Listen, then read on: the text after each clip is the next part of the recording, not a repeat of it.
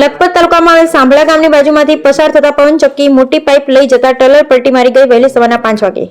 સદભાગે કોઈ મોટી દુર્ઘટના થવામાં આવી નથી। આ બાદ બચાવ બન્યો એ ટ્રેલર પલટી મારીને તળાવમાં પડી ગયો। સવારના ત્યારે દૂર ડાંખર પાણી પીવા માટે તળાવમાં આવે અને બહેનો પણ મોટી સંખ્યાએ પાણી ભરવા માટે તળાવમાં આવે। ટ્રેલરની નંબર પ્લેટ પર ઉપર નંબર નથી, શું કારણ કે તપાસ થાય ત્યારે ખબર પડે કે નંબર પ્લેટ ઉપર નંબર કેમ નથી।